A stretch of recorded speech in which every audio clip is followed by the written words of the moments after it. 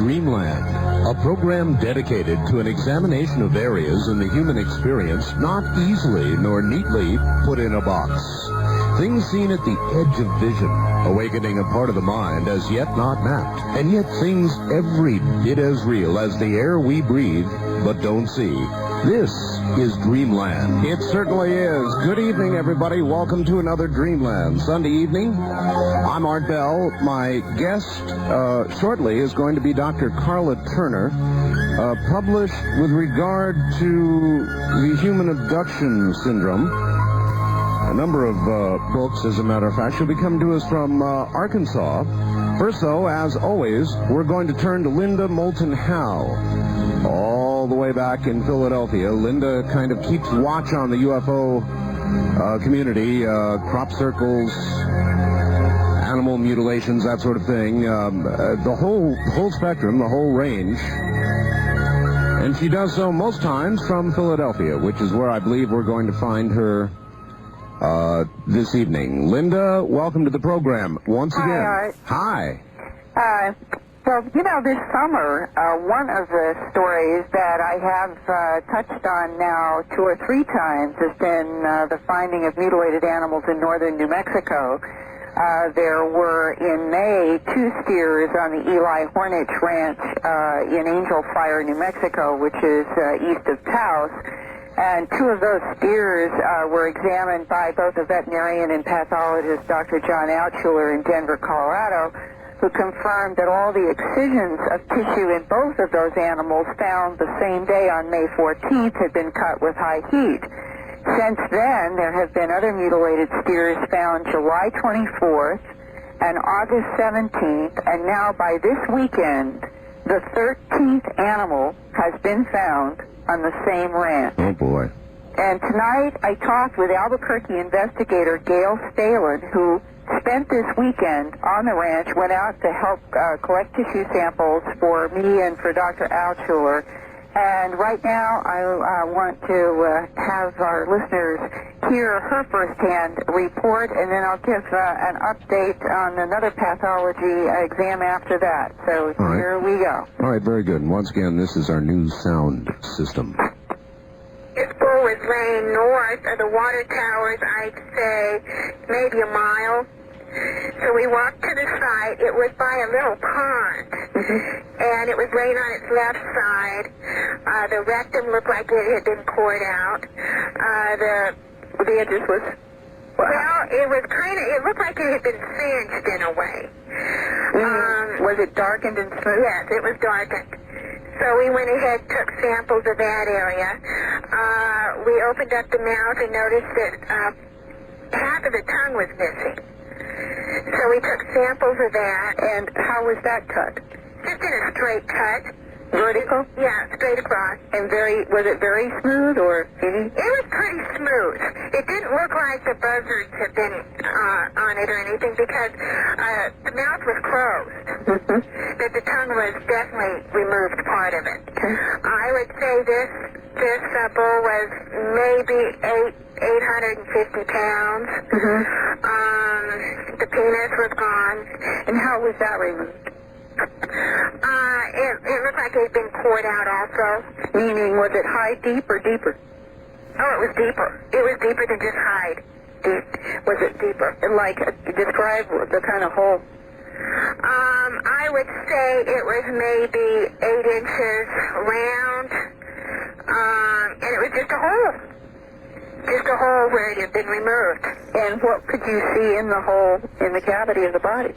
Well, nothing really. I mean, you could tell that it was gone.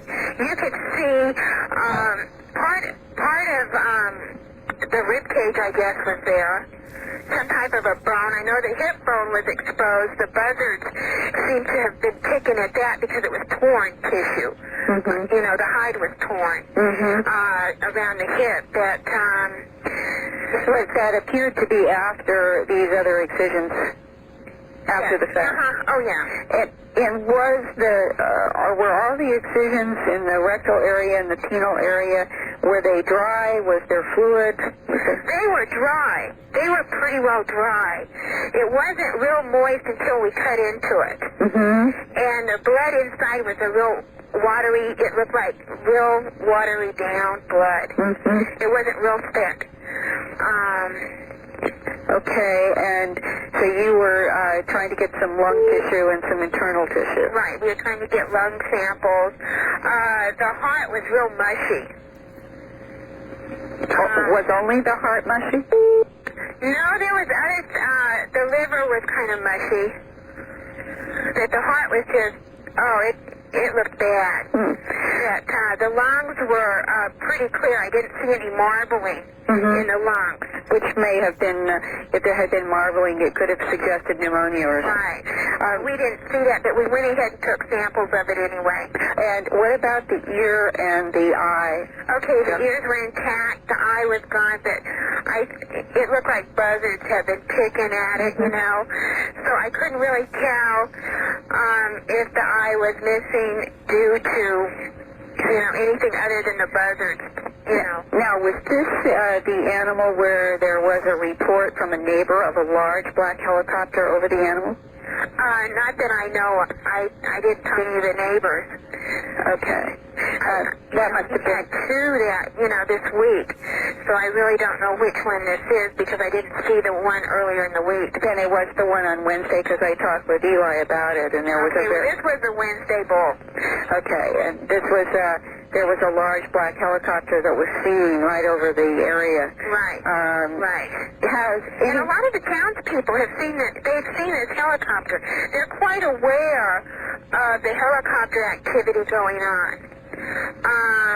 And they also say, gee, anytime we see the helicopters, we know Eli's going to have another one. Anything special about this particular helicopter? I have been told that it's a bell-shaped helicopter. The front end of it is glass. So it's probably an older one. A bell-shaped helicopter? Mm-hmm. How would you explain a bell-shaped helicopter? Well, that's what the people up there say it is. Two people told me that it was a bell shape. Do they actually hear the sound of a helicopter associated with it? I asked them and they said yes, that they did hear it. And then we get back to the question of whether this is something that is government monitoring of frequencies that might be associated with whatever the phenomena is involved with mutilations, or is it something else altogether? Right. I have no idea. The people are very concerned. Very, very concerned. There's been a lot of media coverage up there. I think they're getting tired of it, but they're concerned. They're glad that we're there to help. They really appreciate it. Has anybody in the area ever, in the last month or two or three, reported any unusual, strange moving lights or beams of light in that area? Eli's ranch hand said that he saw something on the other side of the mountains on the Cimarron side that looked like an orange basketball in the sky. When was this? This was back in May, when we went out in May. Okay. So that gives you a kind of overview of some of the activity that has been happening as recently as this weekend in northern New Mexico.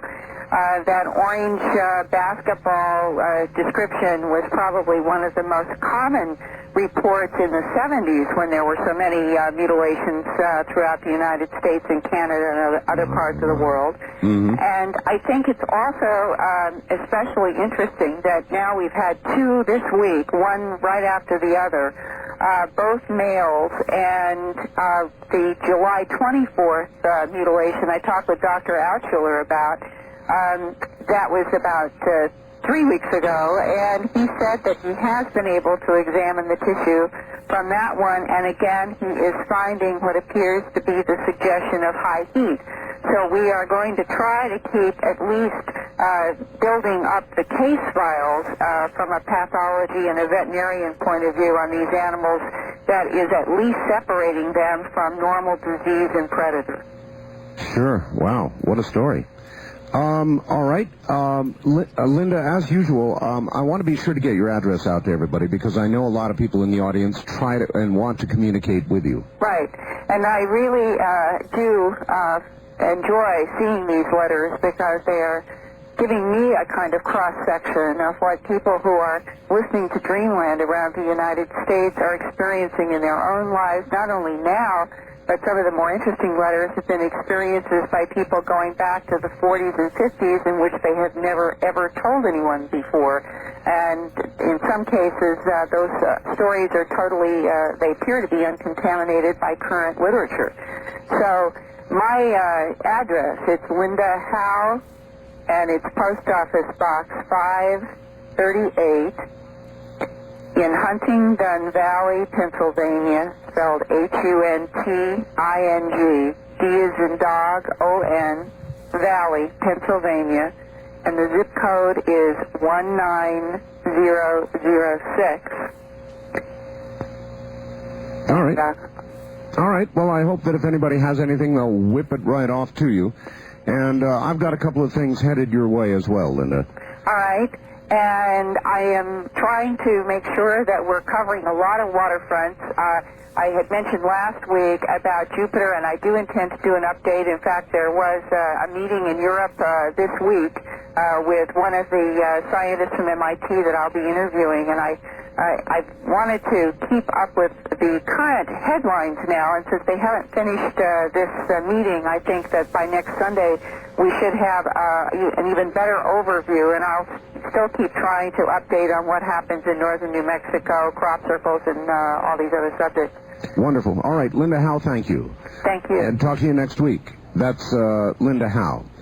I want you to Turner received an MA from the University of Nottingham, England, and a PhD in English from the University of North Texas.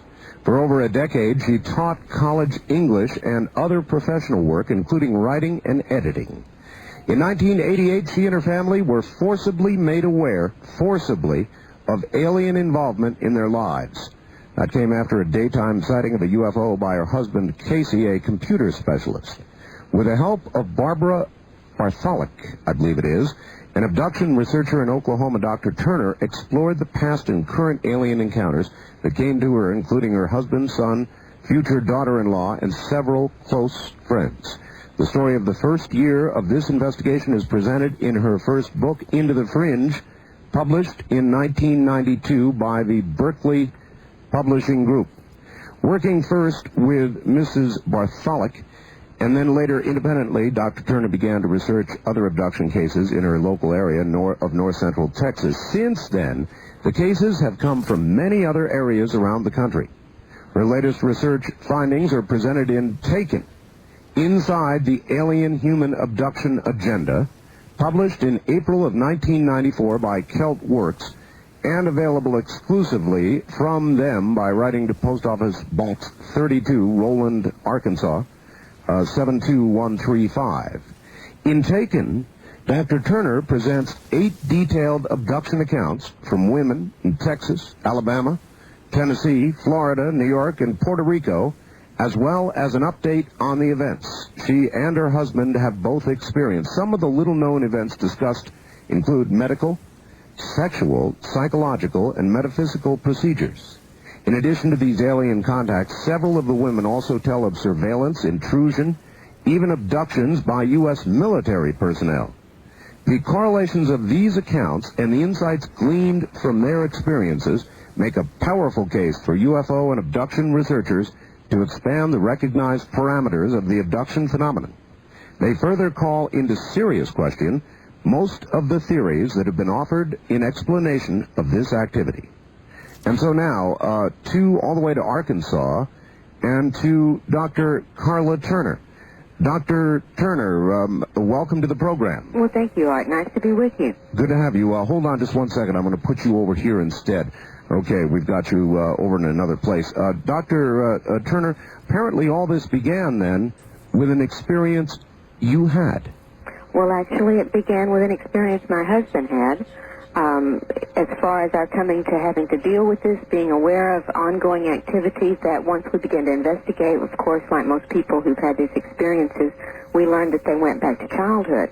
But being aware of what they were, that did begin really with a sighting in December of 1987 of a spherical metallic object over the courthouse in the town where we lived that my husband had. And there was missing time when I went up on the hill to try to figure out what this object was. We certainly didn't think of UFO. This week's sounds Like that, because it really wasn't part of the things I thought about or studied in any way. How much of a description did he have of the object beyond spherical? In other words, how close was it? He saw it while he was driving home from the grocery store, and he drove to our house and walked about half a block up a hill. From there, he had a vantage view of downtown, where the courthouse was, where this object was, and it was less than 2 miles away, much less probably. Wow. The object was hanging above the courthouse, stationary. There was no movement, no sound. It was not glowing with lights, but it was a burnished metallic color, coppery colored. It seemed to be a total sphere, complete sphere. And it was fairly large, given that it was that close, if it was as close as it appeared to be, which was right over the center of town. And he watched it trying to figure out what the object might be, a weather balloon or even a movie prop. As I mentioned in the book, we lived in an area near Dallas where movies were often made on location. And it really, that was all he thought he was seeing, but he watched it for what he consciously perceived to be less than 10 minutes, and when he turned around to walk back down the hill because he'd given up on figuring it out, a significant amount of time had apparently passed he hadn't been aware of, and it was almost dark, whereas it had been quite daylight when he had gone up the hill. Wow. So then how much time are we talking about? Probably 45 minutes or so. 45 minutes. Yeah, probably. Somewhere around there. Depends on what time. We'd have to go back and look at, measuring the times. We're just guessing because Sure. It was daylight when he went up there. It was almost dark when he turned around. And So then how did he digest all this? he didn't. He told me about it. I wasn't with him. He told me about it. He wasn't overly excited. He was curious because he had never seen anything like it, and he had no explanation. As I said, he didn't even think the word UFO. When he talked about it with me, that never was even mentioned. We assumed it was a movie prop and looked in the newspapers, treated it very ordinarily. But a couple of days later, he did have an unusual event. He found a scabbed over deep incision on the back of his leg, and he got extremely angry about it for no apparent reason. He didn't know how he got it. It had not been there that he'd been aware of at least very long, because he just found it when it was scabbing and beginning to itch, as a scab will do sometimes. Sure. No injury had been inflicted on him that he was aware of, but he did get angry about the cut, and we did not connect the two events. Those are just, looking back, you begin to see connections. Mm-hmm. Really, we forgot about it at that point on. Well, did he have any desire to, when he began to figure this out, or connect the two and connect the whole experience, did he then want to follow up, maybe get hypnosis or try and dig into it and figure out what happened? Yes, but that was several months later. This was in December, right before Christmas of 1987, and as I said, when we didn't see anything in the paper about it, we forgot about it. A day or so later, he found the scar. He did not connect it with the event, and then we forgot all about it totally. What happened was that we both began to develop intense stress symptoms, physical stress symptoms. And these led us, after they persisted and we couldn't understand why we were both having such physical symptoms, it led us to go into counseling to try to figure out what was wrong. Sure. And we each went to separate counselors because we worked in different cities. And my counselor taught me to do self-hypnosis to relax the physical symptoms I was having. His counselor didn't. They simply talked about whatever they could come up with, and after about 3 or 4 sessions, the counselor told him that, frankly, he couldn't find a specific problem for them to work on. He couldn't tell him what the cause of the stress was. And it was at that point that I offered to show him how to do hypnosis so he could relax the symptoms. He was having a number of physical symptoms, including numbness in the leg where he had the cut on the back of his leg, all the way down that entire leg to the foot, would have pain and numbness and tingling. He had vision problems, headaches, stomach aches, back problems, just extraordinary number of stress symptoms. So you decided then you were going to sort of teach him some process of self-hypnosis to try and relieve some of this. Strictly just what my therapist had taught me, and I had only been to him twice, so this wasn't like I was any adept at it, nor did I explore anything further than just learning to relax the symptoms I was having. All right, Dr. Turner, hold on just a moment. We'll come right back to you. We're at the bottom of the hour. This is Dreamland on the CBC Radio Network. I'm Art Bell. And it sounds like there's a lot more of this story and her follow-up research to hear. Stay right there.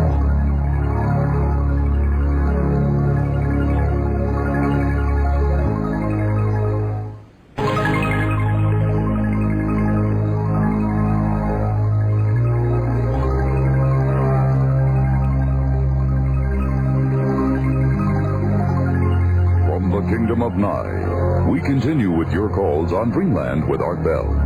Call Art now toll-free at 1-800-618-8255. 1-800-618-TALK.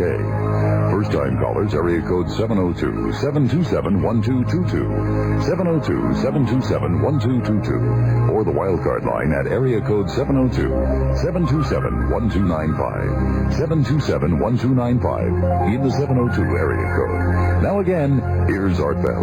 Now again, here I am. My guest is Dr. Karla Turner, here from rural Arkansas. She's published, is the author of Into the Fringe and Taken, Inside the Alien Human Abduction Agenda. And we're talking to her about how all this began, which was an experience by her husband. Dr. Turner, you still there? Good. Yes. So there was your husband trying to relax himself in the techniques you taught him that had been taught to you, and where do we go from there? Very simple. He went into a fairly light trance quickly. He was testing himself for the state of the trance, and the only question that he really needed to ask himself when he got there, after he was relaxed, I thought it might be a good idea to do what the therapist had done with me, and that was to ask your subconscious to show you the cause of the stress. Sure. And he mentally asked that question of himself and immediately had a strong, startled physical reaction and had apparently opened up a memory that he had never had any conscious inkling about at all. And he told me in exclamatory tones he saw a face. He described this very unusual face, and then in amazement he told me he saw this gigantic ship. And I didn't, in the sky, a spacecraft. And he said it was huge. He said the size of a small town. It was this enormous craft. Wow. And there were a series of very strange things, including some non-human phone call that we received right when he said that. The phone rang, and I got this extraordinarily almost metallic or insectoid-sounding chattering on the other end of the line at me, and then it just went dead. And I brought him out of the trance. I didn't know what had happened. This was more than we could handle. Yeah, I'm sure it was. Right. That's really odd. And I contacted my therapist the next morning and said, my husband remembered something very strange when he put himself in a trance last night. Would you talk to him? And I told him what he had remembered, and he just sort of scoffed at it and said, I don't know what it was, but I'm sure it wasn't flying saucers and little green men. There aren't any such things. And it was a while, we couldn't find anybody. Actually, I contacted several people in the area for help, and when nobody would respond, he went back deliberately into another trance state to see what that was about. He was extremely curious to know what the context was for these memories that he had suddenly had burst through a few nights before. And that's really how it all began. When he went back and looked, he recalled bits and pieces of what seemed to have been an abduction by non-human little creatures when he was only 11 months old on a trip in the car with his father. And he had never remembered this at all, anything about this ever.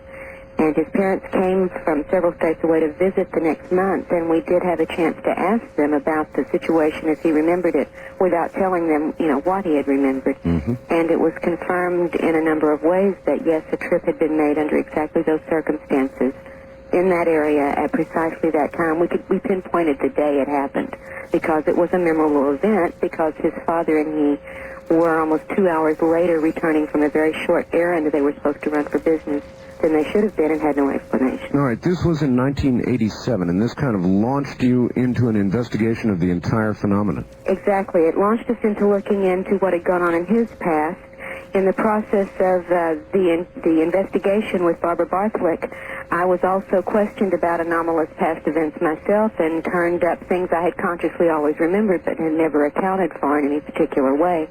And we began looking into things in my past, and then we began having a series of current encounters, intruders, whatever you would like to call it. People vary on how they feel about it, but we certainly felt intruded upon. And this involved my husband and myself and my son, who lives in a different place. He was a graduate student in college, his fiancée and his roommate. And this was an ongoing series of intense events for well over a year before things finally calmed down. And so this was affecting your entire family? In other Yes. words, they were having, and you had experiences? Yes, I had things that I had always remembered consciously, but I didn't know what they meant. And I think you'll find this story from any number of people who, once they wake up to a particular experience that seems to be a trigger. For instance, my husband did recall later under hypnosis what had happened in December of 1987 in the missing time period as he was watching this craft over the center of town. He remembered an abduction occurring. He remembered a series of physical events taking place in a very rushed and hurried atmosphere. And he remembered at one point when this incision was made deep into his leg, being told, "Now you will remember. It is time to remember." Dr. Turner, if this craft appeared over the center of town, that was the phrase you just used, That's exactly right, in the daytime. then lots and lots of people should have seen it. Well, one of the things I know now that I certainly didn't know then, after devoting several years of full-time effort to researching the entire subject, one of the things we know are that there are at least two kinds of sightings of craft. And there is one which seems more or less random and open, where many people in an area will spot the craft from different points of vantage points wherever they are in the area. People along the freeway pulling over and watching craft. There were flat sightings like that reported intermittently throughout this history. But there are also targeted sightings that target the perceptive ability of only one person or a small group of people in a large area. And this is very common, that even in some case reports we've looked into, there might be a group of people, say 5 or 6, within a 20-foot radius of each other, and a craft appears that only 3 of those people are able to see. Oh, boy. So then craft are able to do that, you believe. They're able to be seen by those they want to be seen by and nobody else. I have no doubt about it. It's not a matter of belief. I think it's proven. Yes. So you have... Proven by what means, Doctor? By report, as much as anything in this field is going to be proven, so maybe I should modify the term or at least define how I'm using it. To my satisfaction, I have a very short list of things I consider facts in this phenomenon because they are extremely hard to pin down. Things change, perceptions are distorted, and there's so much deception at the heart of the entire phenomenon, an illusion there, that pinning down any kind of fact is just almost impossible. But I think it's been confirmed to me, at least, by a number of investigated events that there are targeted sightings in which people are targeted for the sighting and the people with them are not. In fact, I have witnessed a version of this last December. My mother-in-law, my husband, and I were called by some other people in the county where we live now that they had a sighting of a craft, and it was moving. When it moved away from their area, it moved in our general direction. Mm-hmm. And we went out onto the road to an open spot on the top of the mountain ridge where we lived so we could see a great distance, and we watched the craft come in and traverse the horizon less than a mile from us. And we watched it all together, talking about it as we watched it, and when it was gone and we were recapping what we had seen, we each had seen it with different colors doing different types of expressions of color and light. Oh, boy. Well, that makes collection of data a little more difficult, doesn't it? Well, that's one of the points I was trying to make in Taken, that just about everything we took for granted has to be questioned in this field. We can't really accept at face value what abductee perceptions honestly report because they are manipulated to such a great degree. How much of a mix of the UFO phenomenon do you think there's beginning to be with the metaphysical, Doctor? Well, I think there's always been a great mix of it, don't you? If you look back even to the contactee cases. Well, I do interview after interview with people like yourself, week in and week out, and I have noticed, Doctor, much more of a movement toward the metaphysical in an attempt to explain all of this. Yes, I think there's a great deal of motivation toward that point of view, both in the UFO community. Factions of the research community promote this view very heavily. It's very difficult, though, for a hard scientist to swallow it. Nevertheless, people like Dr. Mack, who was with us last week, are beginning to move in this direction. And I wonder if in other words, as we continue to investigate this entire phenomenon, and we want to approach it through the metaphysical, how do we do that?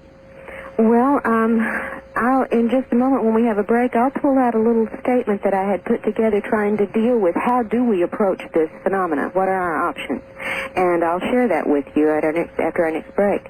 But one thing, we have, whatever one's approach may have been to this phenomenon in the past, there seems to have been such an acceleration of activity in all phases of it since I would say 1986 is just a starting point, although, that's very vague.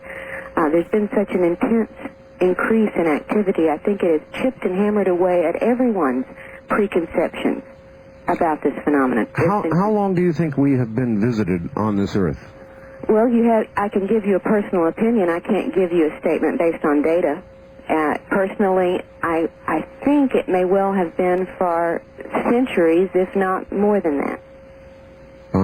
In fact, I jokingly, or half-jokingly, talking with another person who's involved in this field a couple of days ago, I said, maybe abductees isn't the correct term really for what we're going through. I said, sometimes it does seem like perhaps everyone has had these experiences and always have. Maybe it's just that something is triggering the species to begin waking up to how to perceive that this is going on, and the waking up process hits individually one at a time, and maybe we're seeing a massive movement toward that. All right. How are you to know, or how can you be sure, or assure us, that the experiences that you became aware of your own and of your husband's were not part of this great false memory syndrome that everybody's talking about? Well, it's limited to what one recalls under hypnosis to begin with, and then elaborates thereof as I understand it. Would you agree with that?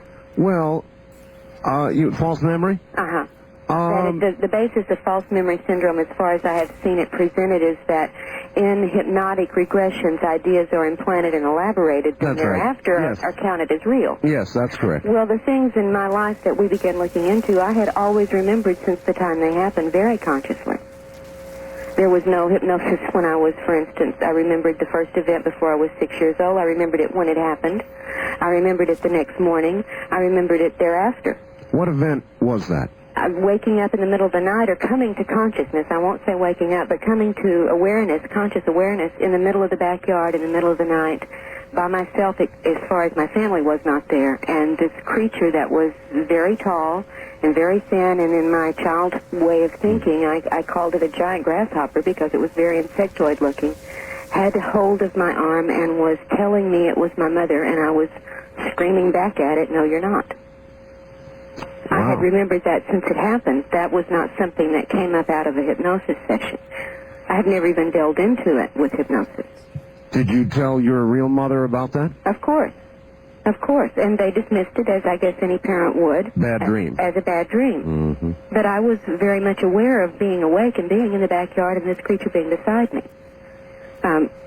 That, for instance, had always been in my consciousness. Another incident that had happened in the 1970s, driving on a daytime trip on the interstate, a strange, almost solid-looking black cloud-like object had swept horizontally from beside the interstate onto the road in front of me, stopped right over, covering both lanes, and hovered there, and I thought, trying to make sense of it at 70 miles an hour, what an enormously dense black cloud of smoke, wonder where it came from, hope I don't hit anything when I drive through it. Sure. And remember bracing to go through this, and then the next thing I was aware of was seeing it in the rearview mirror behind me, still on the road, and never had any memory of going through it. That I've always remembered. These were not things that came up out of hypnosis. So then, your thinking is that everybody, or almost everybody, may have had these experiences? I would not rule it out, honestly. And although 6 years ago I would have absolutely denied that was a possibility, I can't deny it's a possibility now. I don't have any way of knowing. It may simply be that we are waking up to something that's been a condition of ours for eons. something that's been going on for a long, long time. Right, we may be coming to new perceptive, and just for metaphorical terms, a tricameralism of the psyche. We are a bicameral psyche right now in a number of ways.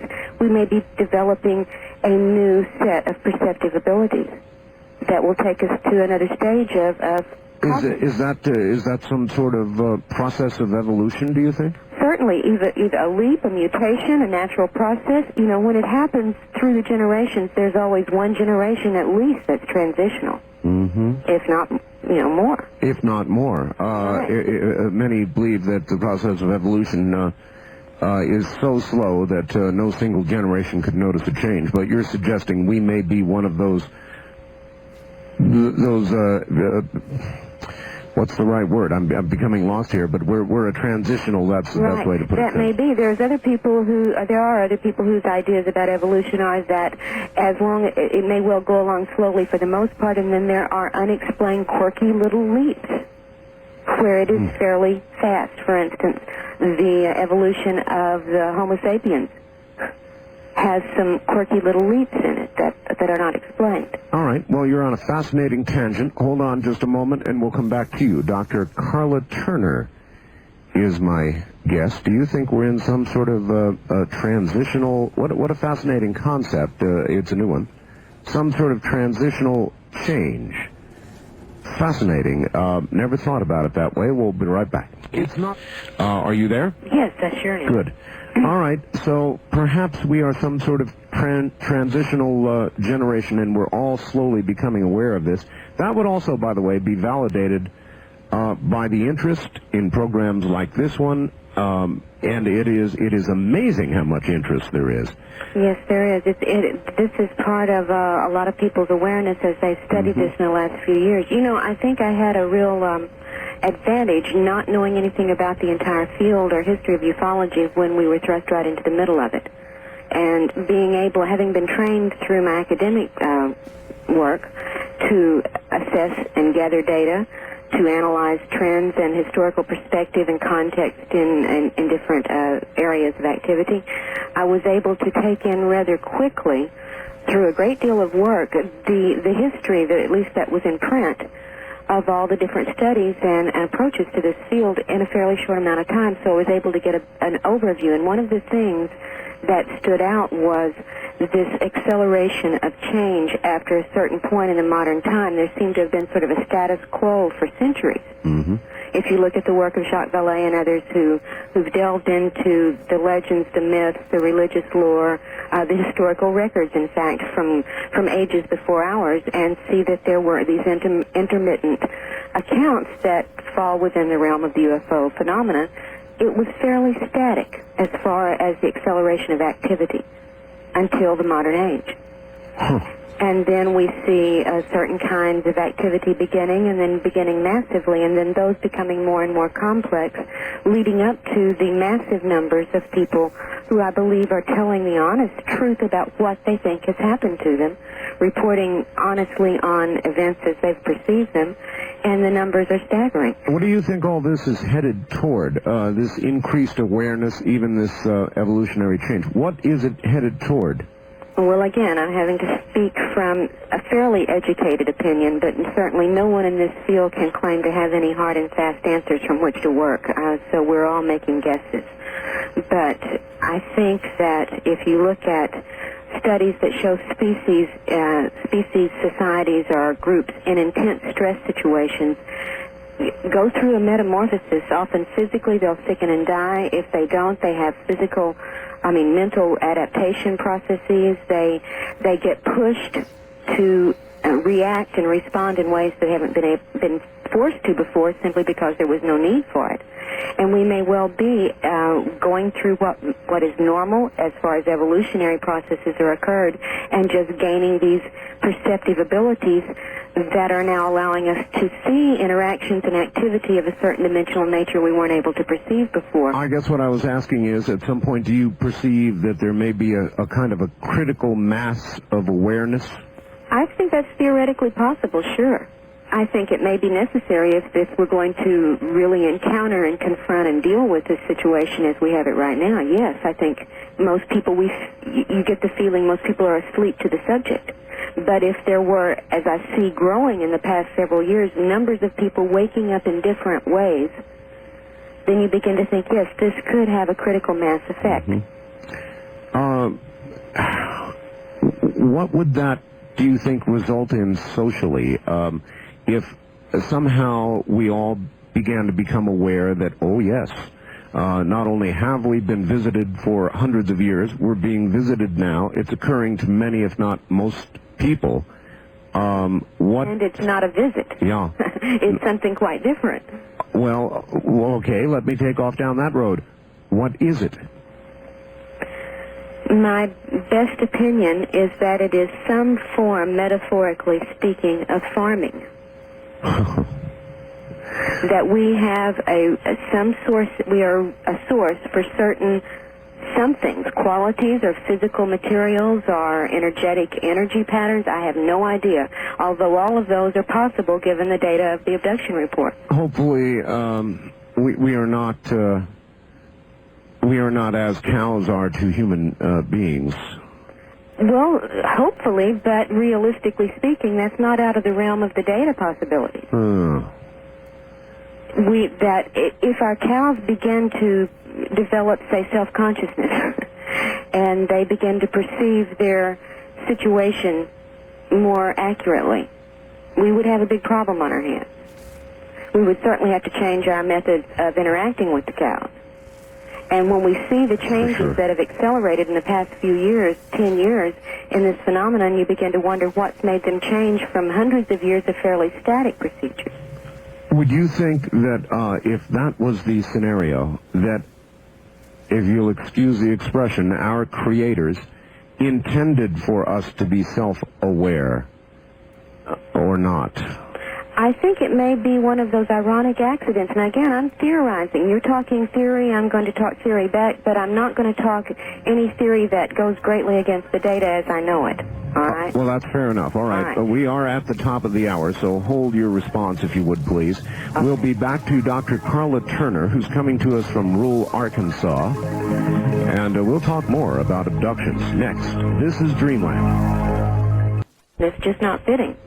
The boxes are very limited. One thing we have to be committed to is, I think, researching the widest possible body of data instead of being very selective because of personal biases or personal preconceptions about what we're going to consider. But the problem is when you put it in the box, you don't have a good fit.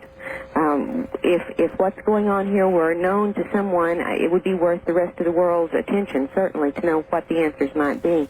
I don't have any. We were talking about theories a while ago. Certainly everybody's got a theory. I would like to comment on something you did say earlier, though, about perhaps these creatures might have been our creators. Yes. I think probably if we wanted to examine a variety of evidence types, including some of the more ancient records, we might find that they could be considered more correctly perhaps interloping farmers. Interloping farmers? Well, the way that we, as a species, the human species, has taken over wild animals time and again and domesticated them and genetically altered them for our benefit. Well, that's true. While we certainly did not create cows, we could be considered their farmers, couldn't we? Exactly, and we've genetically manipulated them through the centuries through selective breeding programs in the beginning and then through more laboratory-type methods in the recent years. All right, we use cows for food.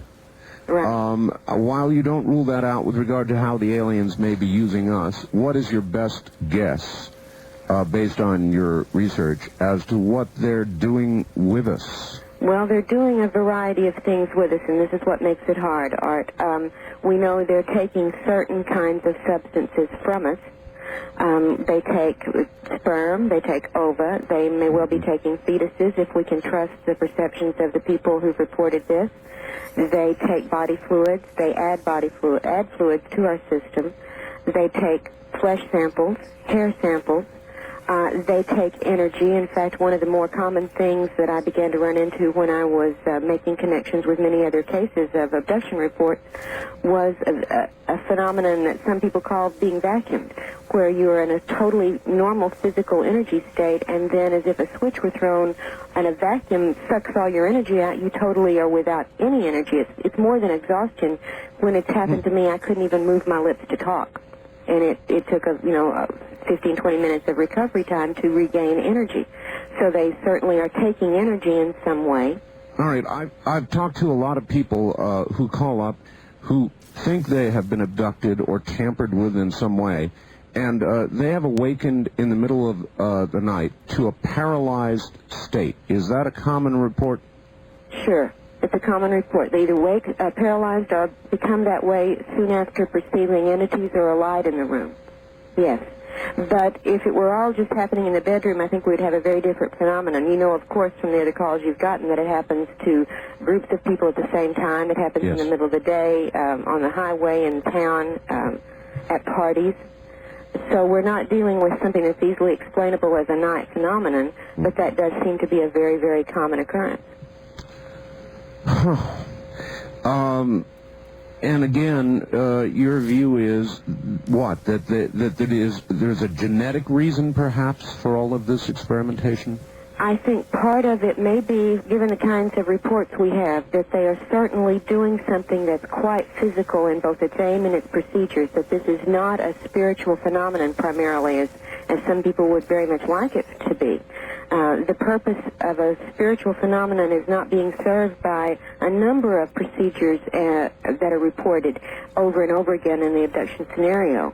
These are very physical concerns, brain operations, blood alterations, implants, for instance, which would really have nothing to do with a spiritual phenomena. That's true. What is the state of the research into these implants? I know that we have actually some physical samples of implants. What is the best available evidence? Do you know?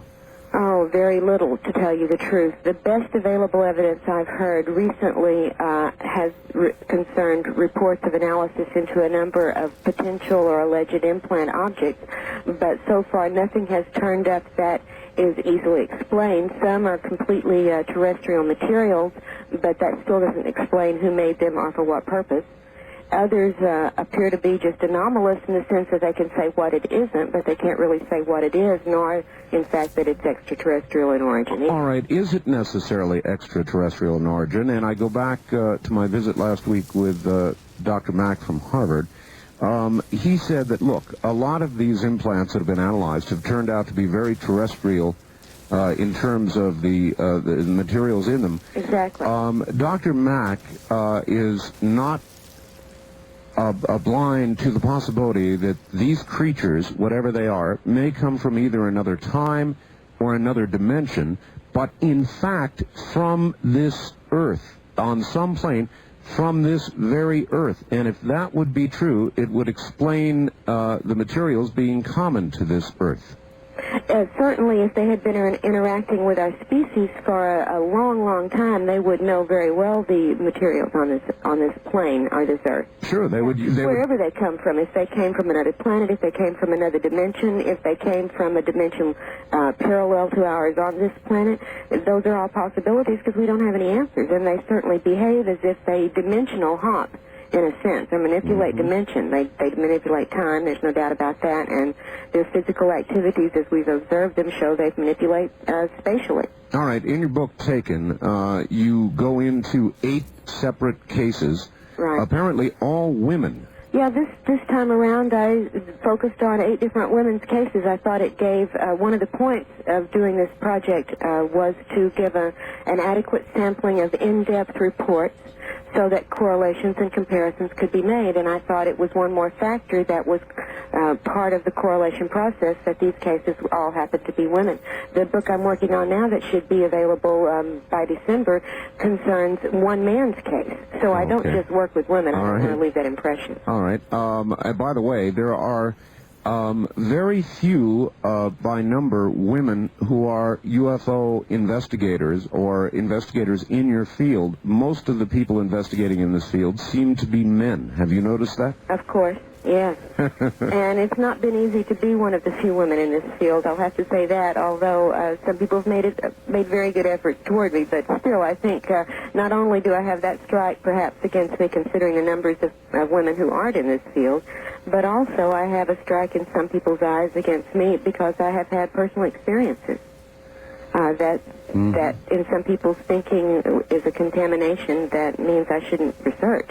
And I guess I could see their point of view, but I think, on the other hand, it gives me additional advantage in researching. Well, if you really had the experience, and I went 48 years of my life, Dr. Turner, without seeing a UFO and then finally saw one almost a year ago, it compels you, and so I can easily understand why you would dive into this research. It's not easy. What have your colleagues said? Academic colleagues? Yeah, that's right. Very little. In confidence, several have talked about personal sighting experiences, but never publicly. I left the area where I was teaching in 1991 was the last semester I taught in the spring, and I moved to another state, so I really haven't been in contact with them since then. What they may think about it now, I can't tell you.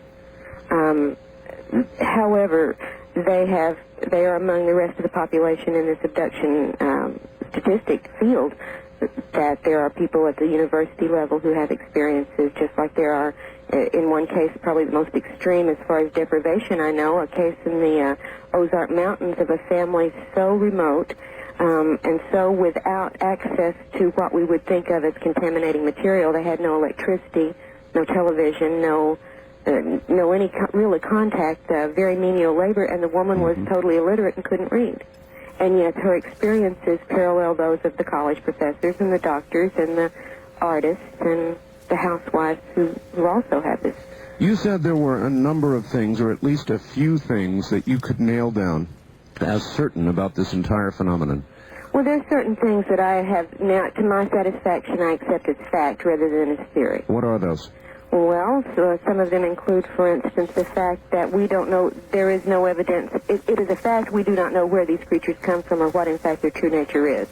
In other words, I have not found any of the theories to explain their origin or their nature to be overwhelmingly proven by the data. Let me try approaching it, though, from the other angle. Are you convinced, Doctor, through your research, that this is a hidden hand, that there are aliens, no matter where they may come from, who are here? Yes, I have personally experienced it. It's a matter of knowledge and experience with me, not even a conjecture. Not even a question? No question. What they are, I cannot tell you, and I don't think anyone else can either, but they're not us. And as to their purpose, all you're sure of is you don't know? Well, on my list of facts, number 2 on the list is that at least some of these creatures are consummate liars and deceivers. This is a fact. There is no doubt. And the evidence goes back to the beginning of the contactee scenario all the way through reports I've gotten in the last week from cases that are ongoing now. All right, give me a good example. What makes you believe they are consummate liars? Well, they have made, over the years, to particular individuals a number of very specific predictions or warnings or scenarios that have never come to pass. Sometimes small events that they predict in the beginning of a list of warnings or predictions will occur, which makes the person who's received this list of predictions take the list as a very credible level and prepare for these other things to happen, and then they do not happen. Now, this goes back to the early 50s as far as reports of interactions and communications from these creatures. They also have given a number of contradictory explanations to various abductees for the same procedures or the same part of the agenda. For instance, and as I talk about this in Taken, one woman was shown at one point during some of her encounters a cloned copy of her body. It was inert. And well, this happens in a number of cases. Many people have reported seeing inert human bodies. Sometimes copies of themselves, sometimes not, just other bodies. And one case, Pat was told that these bodies were for the resurrection. Now, throughout Pat's experiences, a religious symbology was employed with her because it was she had a very strong basic faith. By the way, is it your view that those who start out with a very strong religious faith attribute their experience to some sort of religious occurrence? I think they may tend to, and I think that tendency is greatly amplified by the programming of the aliens themselves. They'll take on whatever guise works or follow whatever procedure really accomplishes their program. Let me take it from their point of view for a second. Why do you think that these beings are not connected to what we think of as traditional religion in some way? A lot of religious people will say, well, these are devils, or they're angels, or they're spirits, and this is not an area we should be even looking into. Well, my personal answer would be that they do not behave in the reports we have from abduction accounts anything like, or very seldom anything like, any of the reports of spirits and angels in our religious literature that these people use as the basis of their beliefs, for one thing. As I've said before, I have never yet found anywhere in the Bible where one of the angel's duties was a rectal probe on a 6-year-old child. Yeah, good point. Good point. All right, now that's a starting place for questioning that. Secondly, the entire range of their procedures with us make that very suspect. The physical activities are numerous, and nothing like this seems related to a spiritual agenda, if that's what they were pursuing. I will agree that they indoctrinate and program us throughout these encounters, if that's going to be effective with us, to take it on a spiritual level. For instance, with Pat, when they first abducted her entire family back in 1954, the creatures told her that, she said, "Are you angels?" And they said, "Yes, but not as you have been taught." Oh, boy. You know, but that works with Pat. In another case, with Lisa, she was also shown a clone of her body. And she was not told anything about a spiritual use for this when the resurrection, when Jesus returns and we get our new bodies. No, she was told instead that this body, well, it was used in a sense to threaten or warn her that if she were not cooperative with the ongoing program of whatever it is they're doing with her, that she could be replaced by this body and no one would ever know the difference. Those are not consistent answers. I wonder how many of us have been replaced.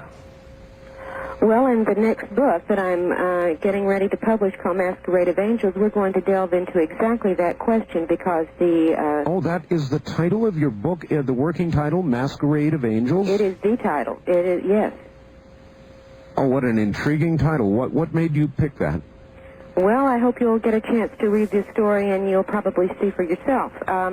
It deals with one man's experiences, a psychic, practicing psychic for more than 20 years, a man named Ted Rice, who began his work in Atlanta and is now in Louisiana, has lived a number of places, and grew up intellectually and spiritually grew up into the spiritualist, metaphysical, what would be the precursor of the New Age movement very early on, very intensely, very actively. Dealt with what he thought were spirit guides for a number of years, until he had a massive, very intense abduction experience by obviously not spirit creatures aboard a spacecraft along with a number of the neighbors down the street where he lived. So he did a quick reassessment. He did begin to look for some explanations. Nothing his spirit guides had ever given him had anything to do with this, had ever prepared him or discussed it, whatever. So we began this has gone on for several years now. The investigation into his lifelong series of events is probably more in-depth than any one investigation I've been involved in, and we've got a number of signed affidavits attesting to the veracity of the accounts. We've done hypnosis with a number of people after their conscious recollections have been recorded. The verification of these series of events is extraordinary, and among those, we have to deal with the question of cloning and replacement, and in fact, the nature of the human soul, and what we may not have understood about it all along. The nature of the human soul. Exactly. Because one of the things I will not discount, one of the things that's on my list of facts is that these creatures show a for me, very disturbing interest in the human soul. That's very interesting, Doctor. I did a series of interviews with a friend of mine whose name is John Lear. Do you know that name? Yes, I've heard Mr. Lear speak on a couple of occasions back in the 80s. Mr. Lear, in latter interviews, and I'm going to do another one, I hope, with him soon, referred to the human body as a vessel for the soul. That the aliens regard our bodies as a vessel for the soul. Have you heard him say that? I've not heard him say that, but I've heard a number of abductees who have reported being told that and having that lesson stressed to them by the aliens, and I think there is a reason for that. Certainly, one of the things not only in much of the alien contactee and channel material, but also in the New Age movement in general. All right, Doctor, I've got to hold you there. We're at the bottom of the hour. Stand by. We'll be right back. This is Dreamland.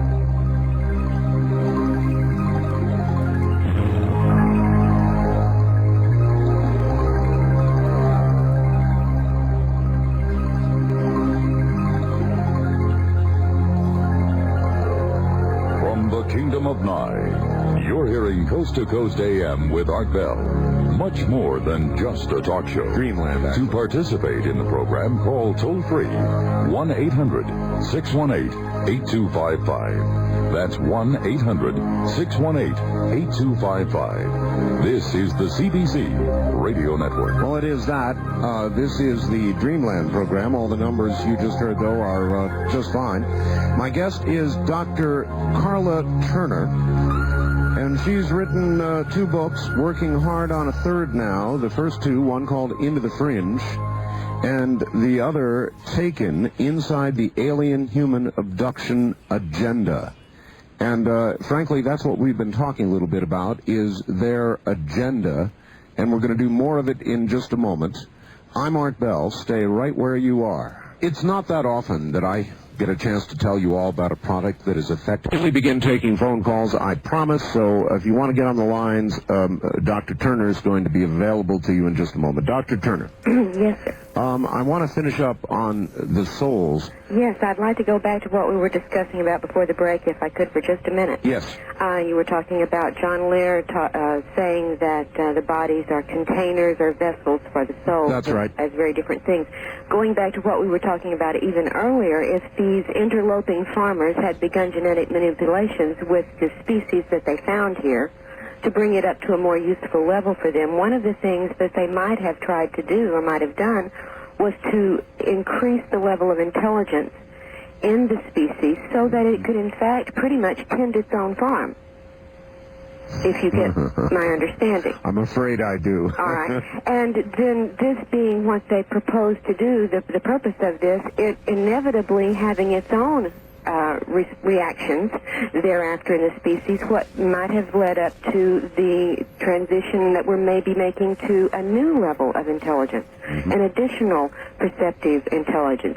And if that were the case, and you knew that your cows were waking up in this manner, wouldn't it be one of the things you would want them to very much believe, something you would want to instill in them very deeply, to de-emphasize the value of their physical nature and physical existence? Yes. Wouldn't you, if this is a product you are using in some way, wouldn't you want it to not have be placing a great emphasis on its physical nature? And one of the things that they very often do tell abductees and contactees is that the body is of no importance, it is just a container, don't worry about it, free yourself from it. They downplay our physical existence very greatly in part of their programming. And I think I can see a reason why they might be doing that. If they regarded us as we might regard cows who are slowly awakening, yes. Right. Ooh, right. It's very unsettling, disturbing thought, though, for an awful lot of people. I know it is. It's for me too. But when you start looking at the straight data, the real reports, not being censored and not being doctored in any way, you have to consider how do we account for all of this stuff. And we see over and over that they take from us, that they manipulate our understanding and screen our understanding of what they're doing with us, and they're doing a great deal of physical work with us, which seems to be also transgenerational. We've seen that an ongoing genetic sort of program, perhaps. And if we were waking up to the fact of our being used, our being a resource, certainly they would not want us to be overly attached to our physical existence if they're using it. No, I do agree.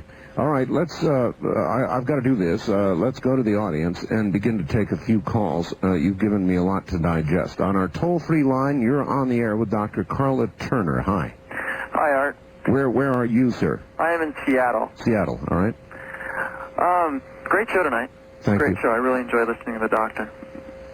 Now, you were saying that there's been reports of, like, bodily fluids being taken. Yes. Is that correct? Yes, that's right. Now, what if, say I was abducted 20 years ago, what are the odds of me receiving a phone call from Mars, collect, and somebody wanting child support? I mean, if I have a son that's 20 years old on some other planet, what are the odds that I might meet him? Well, I think that's a humorous way to look at it, but I don't think you have to worry about it. If you were going to meet him, they'd probably make sure it took place. I would like to say, however, that I am not at all convinced they are actually hybridizing and breeding the way that they have very strongly led us to believe. I think there may well be something else going on, and that is a cover story in effect. Great. So I wouldn't worry about any little babies out there. As far as having living, breathing, individual soul-like existence as we understand it, no. Certainly they do take our reproductive material and they're doing something with it. The evidence does indicate in some ways that they may well be using all that material to grow their little gray worker machine. Wow. Instead of making hybrid children as the point of their work, it may be a resource for their slave system, their machine system, their industrial equivalent, whatever you'd like to call it. All right, thank you. So, Doctor, the Greys, as we call them, you may regard as sort of worker bees? Well, I certainly have, in my physical encounters with them, had a very strong and deep and clear impression that they were not soul-bearing creatures. People have reported over and over again that they don't seem alive, there's no emotion, there's no soul energy. In a number of these worker sorts that come in and do sort of routine procedures. Yes. And they are remarkably fetal, they're remarkably humanoid. They may be a genetically manipulated version of the fetus, grown and developed in certain ways as a dedicated program machine. Do you think, Doctor, this is way out in the speculative area, but do you think that we were supposed to become aware, or do you think that this growing awareness that we appear to have is an unexpected byproduct? I think that it's likely it could be an unexpected byproduct. It may well be something that we would naturally have evolved to on our own without genetic intrusions at a much later time.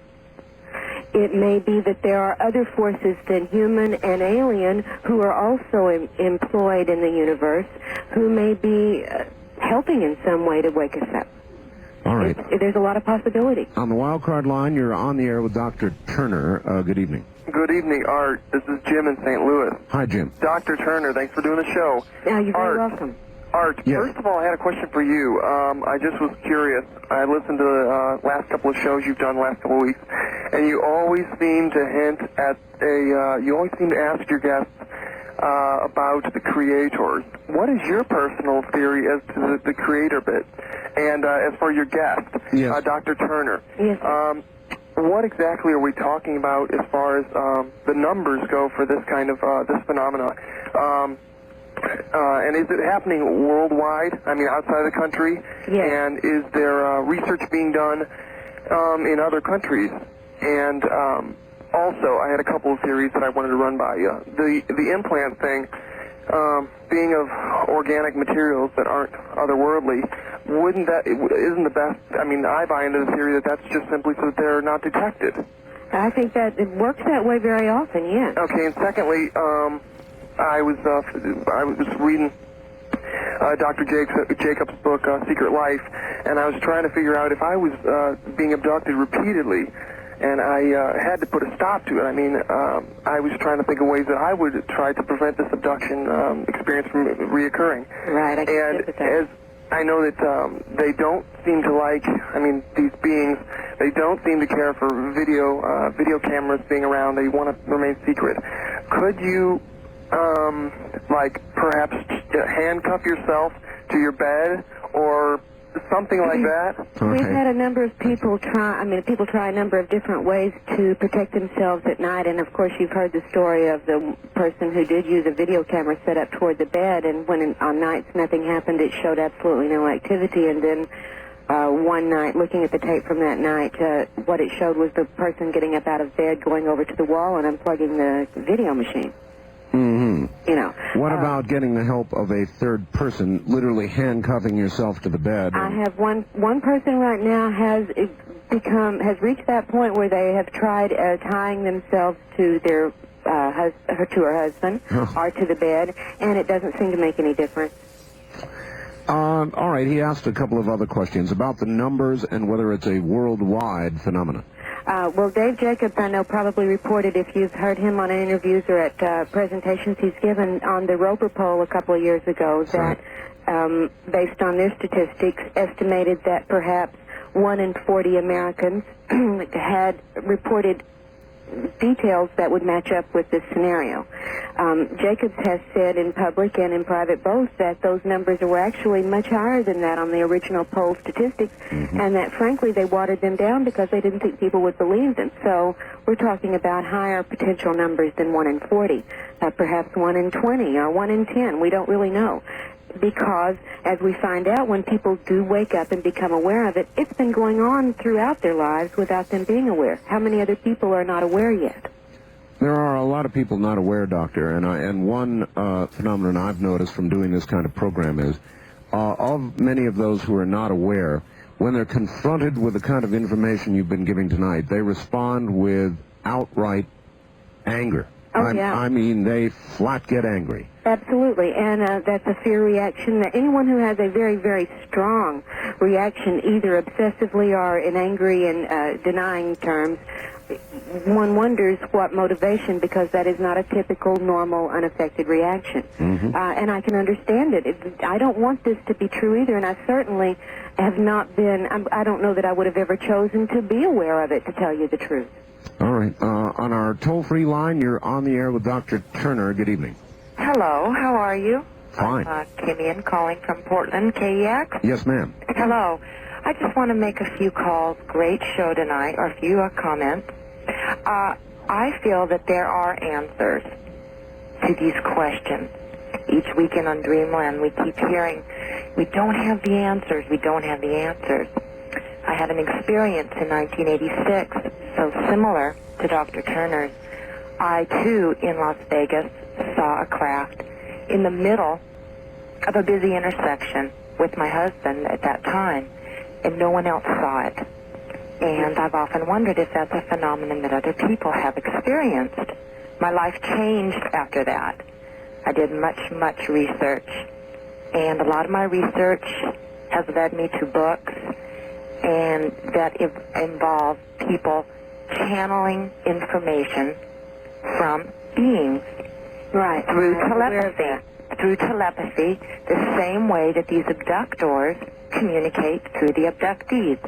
I know a lot of people are, skeptical when we mention channeling. I'm one of them. Yeah, I'm another one, because there's no possible way to verify anything that they give us, much less the source of the channeled material. And I'm just a very skeptical person, I hope by nature and by training both. If there is no way to confirm something, then it is certainly not an idea or a piece of information upon which I'm going to base any serious response. I understand. So many of us want to find this information through the regular, concrete way that we've done everything. And I really liked last week's show, because I think we're really beginning to get it out there that we may have to go through different avenues. We may have to look through ways that we're not used to. We may not have things that are concrete. Right, I think we are being pushed to that, absolutely. Of course this is we just are. what we were talking about with perhaps the transition to a species with more perceptive abilities.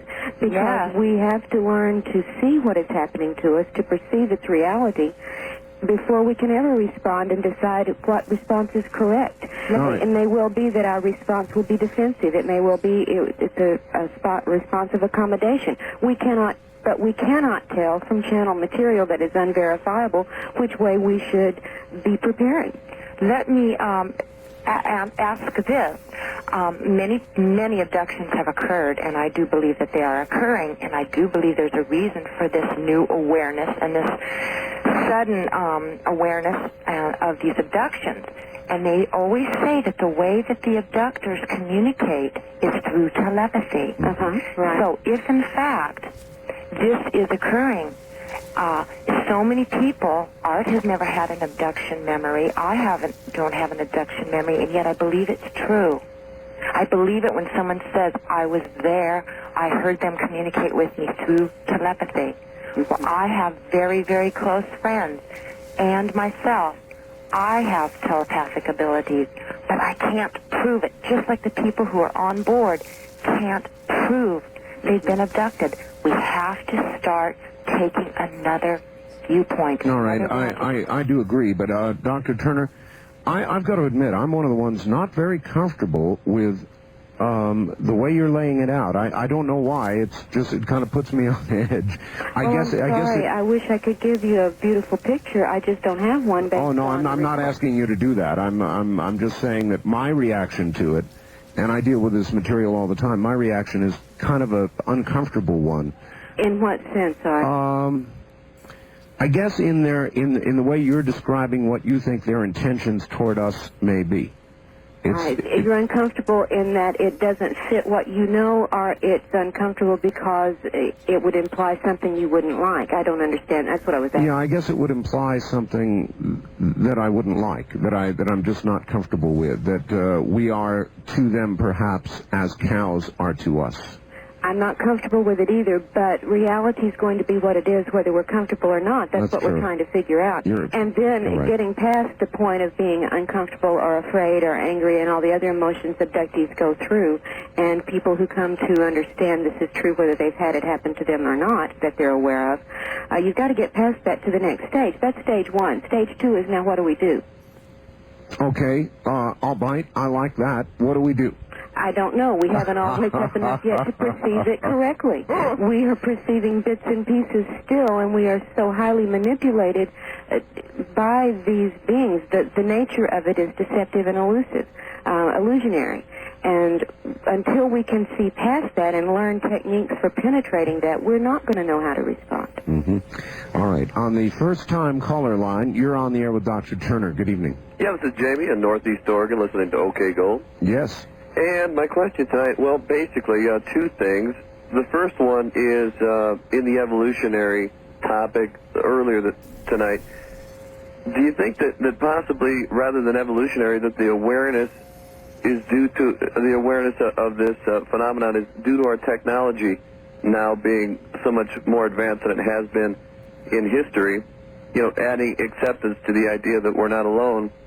All right. I wouldn't think it would be our technology. No. What do you think, Dr. No, Turner? I certainly don't. I think, for instance, what I see is in individual responses to the phenomenon. I see people waking up to some of the illusions while they're still in the experience. They're not doing it through technology. This is a one-at-a-time thing that I'm seeing happen, and yet it has an effect, a ripple effect through society's thinking and perceptions and acceptances.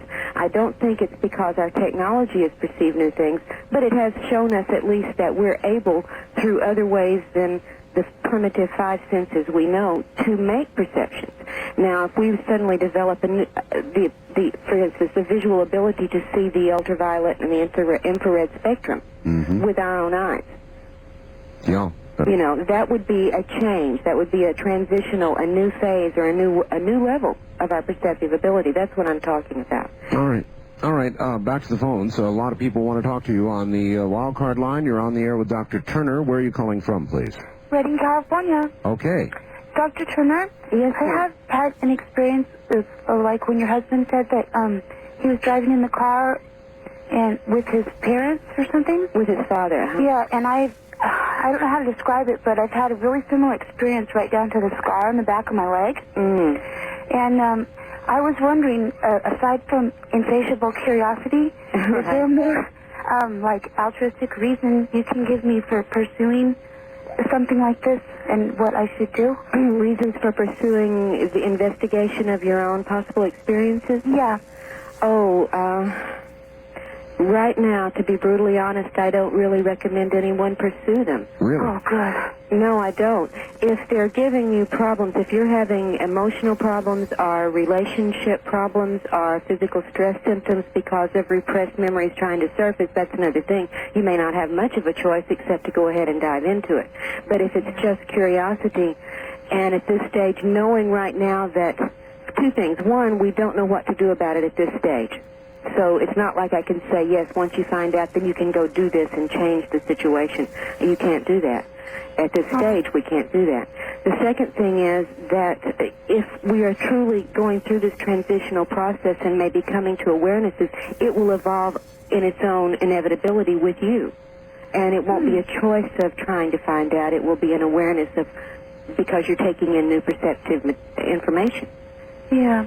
Well, But if you're not being pushed, if you're not being stressed, I don't see what purpose will serve by doing this. You will change your life so dramatically with this knowledge if you I'd sleep a uncover lot it. better.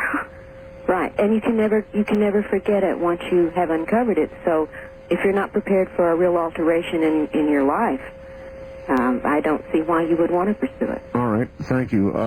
So in your view, unless there are psychological reasons, it could be more damaging to pursue it than to just leave it alone. I won't say damaging, but I think frustrating as far as being, she said, now if I delve into it, give me reasons why I should know what I can do. We don't know what we can do yet. That's why it would be very frustrating. Well, I'm remembering Close Encounters of the Third Kind when it began to make mounds of potatoes and became obsessed with it. Then you really don't have a choice. That's what I was telling her. If it reaches a point where something internal pushes her hard enough, she will make a breakthrough in some way, whether it's spontaneously or by feeling compelled to seek out an investigator or a hypnotist or whatever to try to get more information. Yeah, then that will happen because she has to do it. All right, Dr. Turner, stand by. We'll come back to you. Break time. You're listening to Dreamland, kind of a disturbing one, on the CBC Radio Network. Dr. Turner, hi. Hi.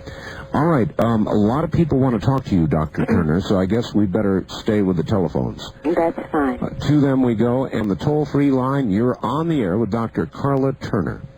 Yes, this is Dee from Seattle. Hi, Dee. I wanted to make a comment in regards to some experiences that I have had, and I've only remembered them as dreams.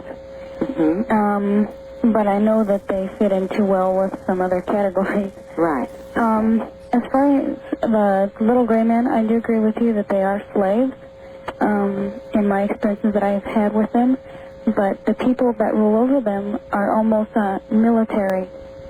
Yeah, there seems to be a lot of getting down to business with their procedures. Right, and from my experiences, it has almost been the perception that I hold some kind of rank there, and I am, I guess, have a higher status than others in there. Well, I will tell you that there have been a number of abductees who have been told at some point in their experiences or made to believe that they too are working in some conjunction with the aliens and are special and have a higher rank. So that is not the first I've heard of that.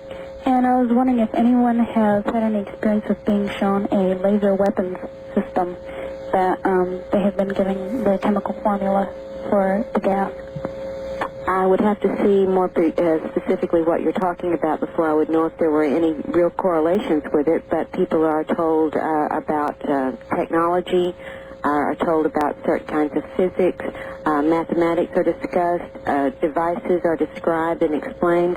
This, too, is part of the program. In fact, one of the most extraordinary things I think I remember hearing, not in a case I investigated, but that someone else had, involving 3 women abducted in the New Mexico area, taken to what they all 3 recalled as an underground facility of some sort where both non-human and human personnel were employed, and one of them saying that she put on a certain type of outfit and went to a machine, I guess an equivalent of a computer console type setup, said she punched in her code and then began working.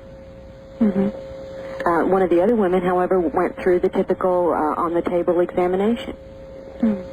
So it's, we don't know Or what perhaps to make of the these. examination would possibly lead to an employment of some type. Well, it was just an extraordinarily strange situation. If 3 were abducted, 2 were examined, and 1 went to work. All right, thank you, ma'am. Dr. Turner, stay good and close to your telephone for us. All right. All right. Again, on the wild card line, you're on the air with Dr. Karla Turner. Good evening. Hello there. Hello. Hi, I'm calling from Northern California, Art. Yes, sir. Oh, this is Sparky. Your guest there has lots of right-on ideas and researching. Dr. Turner, it is? Yes, sir. Oh, yeah, it's probably been found out with all your research that Earth has a history of being sort of spiritually retarded, so to speak. I can't say that that's been the finding of my research, no. Well, with what I hear, that, well, you're kind of getting the idea. I haven't been able to listen to the radio, so it don't really come in too good. Okay, so I'm lost that we're... All right. Well, perhaps I misrepresented it. For our capabilities, for our natural capabilities, I think we are a fairly spiritual species. And again, circling back, we were not necessarily, in your view, meant to begin this awakening, to in other words, realize what's going on to us, with us. That may be Right. sort of a byproduct. Right. It could be an unhappy result of something unforeseen from the manipulations they have been doing with us all along. Mm-hmm. Or again, it may simply be part of a natural process. Whatever stage we're at after their manipulations, we still continue to change. Okay. On the first-time caller line, you're on the air with Dr. Turner. Hi. Hi, this is Debbie from St. Louis. Hi, and, Debbie. I had a question about if they are interloping farmers, then how do you explain the purpose for aliens showing women their hybrid babies and telling them to hold the child? Right. There's a number of possibilities that could explain it. One female who had gone through this process was very clear when it was over about her assessment of why they were doing it. She felt it had very little at all to do with the actual well-being of the child, that it was more of an experiment or test-type situation to elicit certain emotional responses from her for whatever purpose that they needed them or wanted to study them. She felt that it had very little to do with the baby. The responses of people to these so-called hybrid infants that they're shown and told belong to them in some way ranges from instant love and bonding to repulsion to bewilderment to rejection. There's not an overwhelming sense across the board that these are really their children. There's that scenario being presented for them, but whether it's an accurate one or not, we don't know. So there's no sense of what they're trying to achieve with that kind of union. Well, I can see a number of reasons they might want to, but again, we're theorizing to bond us in a certain subordinate position, to convince us on some level that this is a benevolent interference, to elicit more cooperation from us. If you're bonded by sharing offspring, that's a pretty close bond. It sure is. You're not always in equal relationships in that bond, however. Certainly there would be, reasons for that kind of approach in the setup from their point of view. All right. On the wild card line, you're on the air with Dr. Turner. Good evening. Good evening. This is Jody, KOH Reno. Hi, Jody. Hi, Doctor. Why is it, the last caller hit on it a little, why is it that it's only the people reporting about the hybrids that you seem to doubt? And also I'd like to know, who is it that you think the Bible is referring to when it speaks of demons and angels? Thank you. All right. Great questions. I appreciate it. First off, I don't mean to imply that I doubt that part of the abductee story. I do not. I know very deeply that these people are telling the honest truth. And it's a matter of whether what they saw and thought they experienced is the actuality or if it is something else. One of the things I talk about in Taken and we'll be discussing in more detail in A Masquerade of Angels is a capability these creatures have called what I call virtual reality. I borrowed the term, I admit that, where scenarios are created for a particular targeted person that feel to all the senses as if it is actually occurring when in fact it is not. And we've had a couple of cases where it has been witnessed by people outside this targeted person's sphere of activity who have watched. In fact, I talk about this in the first chapter of Taken. Two people unaffected watching a third person going through an experience that to her was absolutely real, and she was awake while it was happening, and they were in the room with her. But what she was convinced happened was not perceivable to the people unaffected by the energy field that had coalesced around her. All right, demons and angels.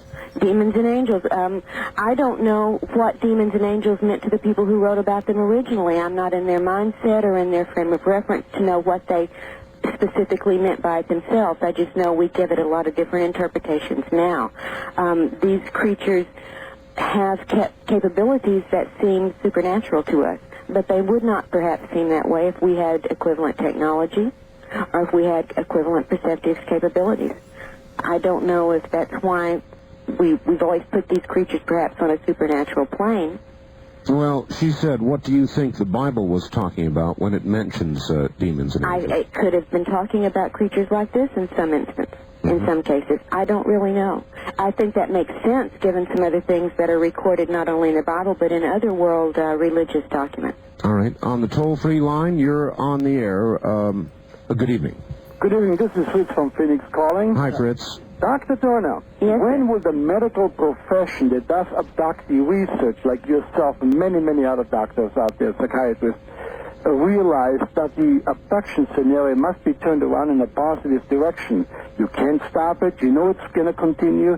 Get the fear out of the program. I agree with you entirely. There are two things going on in the abduction field right now as far as I can tell, and one is abductee therapy, which is the major activity going on in the field, which is exactly what you say, helping people who need the help learn better how to cope with the scenario that they cannot change. That's therapy. I agree. I don't do therapy. I'm doing research. That's a totally different thing with a different goal and a different approach. But certainly, yes, you have to learn to cope. However, I would point this out also. It is the minority, as far as I can tell, of abductees who actually need medically trained mental health professionals to assist them in coping. Most of us have had this since our early childhood. We have already found coping mechanisms or we wouldn't have reached adulthood sanely. It is the minority, or it is at very temporary times that people go through so much stress or so much discomfort that they need professional help. For the most part, we cope very well, thank you. It's funny. I'm trying to analyze my own feelings, Dr. Turner, about why this, the scenario, I guess the way you laid it out, disturbs me so. And he was talking about fear. I guess a little bit of this, to me, if this is true, I feel a little bit of that fear. I understand. I have felt it myself, and I don't know anyone involved in this, even if they think it's the most wonderful thing that happened, has not felt some fear at some point. All I can say is that fear does you no good. You have to get it out of your system. The sooner the better. Okay. Fear impedes you from having the ability to assess things in a rational manner or in an intuitive manner. That it does, just as anger will also accomplish that. However, anger is a positively motivating emotion compared to fear. If you have to put an intense emotion into one or the other, I suggest anger. It helps you focus. It does help even your logic focusing unless you're just in a rage. Well, whereas exactly. fear incapacitates your ability to react rationally. It does. It's true. On the toll-free line, you're on the air with Dr. Turner. Good evening. No, you're not. On the wild card line, you're on the air with Dr. Turner. Hi. Radio Free America. Yes. Dr. Turner, are you familiar with the term Nephilim? No, yes, I am in the works of Sitchin and in some references to possible ancient or to ancient Actually, documents. it only happened. It's only in the Bible twice, in Genesis and in Numbers, and it refers to a race that was on the earth that before the flood and then after the flood, and a lot of biblical scholars believe that. Angels at the time, before the flood of Noah, had intercourse with women. I'm familiar with that scenario. And what is your belief that this is what could be happening? Well, it could be a partially or somewhat or a totally correct account of things that occurred. I'm not ruling that out. The level of its accuracy is something that's open to debate, I certainly think. Perhaps that's a metaphorical way of accounting for a species coming in with the capability to genetically alter us so that we become a different race, and we become, in a metaphorical sense, their offspring. I can see that as a possibility, as much as it being a literal story or as much as it being a bewildered writer's attempt to, or group's attempt to account for a phenomenon they couldn't otherwise explain. I don't know. Dr. Turner, who would you say is doing research that you most particularly admire right now of all the people in the field? In abduction work? Well, in the field generally, but since you're working with abductions, that'd be a good area. Mm-hmm. Well, I certainly have a great deal of admiration for the woman who opened your program. I think Linda Howe is doing absolutely as accurate a work as one could ask. And certainly she's branched out from cattle mutilations to dealing with many other phases, including the abduction phenomena. That's right. I find we have a great deal of our own opinions about this based on what we've seen and dealt with, very much along the same lines. Do you think the cattle mutilations are absolutely related? Yes, I do. I just don't understand the exact nature of the relationship. I really don't.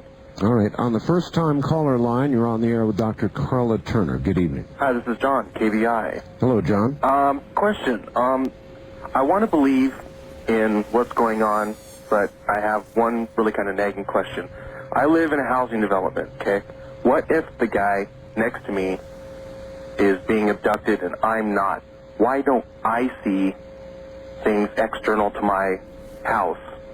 You could be turned off while these things are happening. For one thing, that would be the simplest explanation. People are turned off in the same bed with an abductee, much less next door. If it's necessary for you not to see it, you won't see it. So this could happen on a citywide scale? Of course. It happens in the heart of cities. It happens in small towns. It happens on the roads.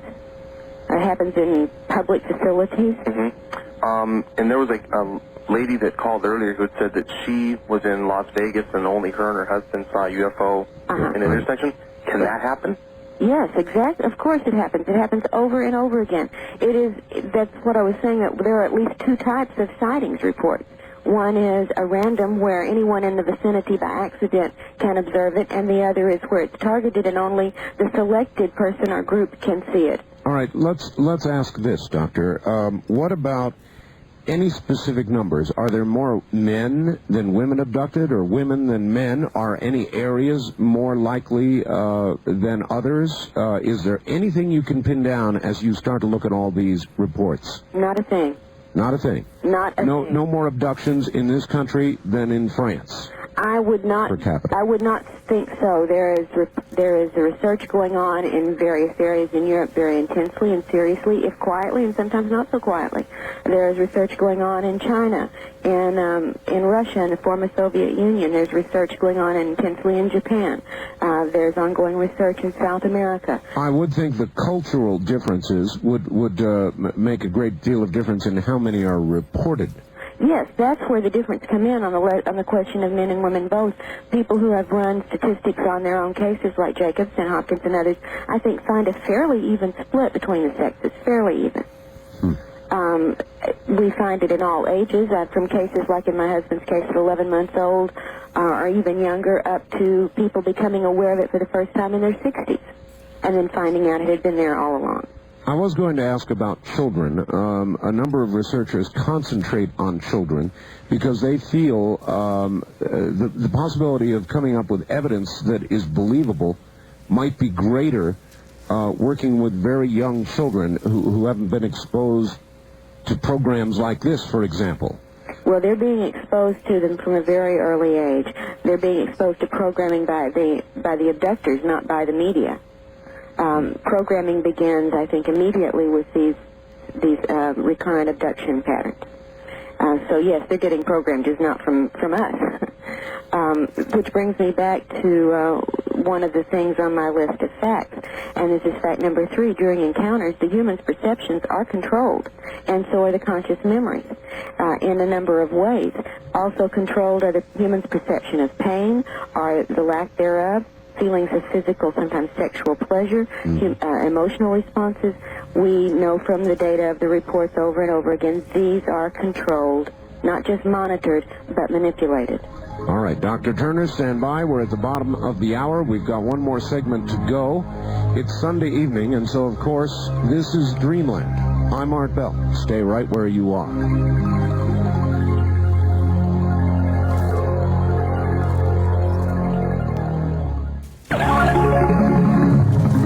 This is a pre-recorded, previously broadcast program.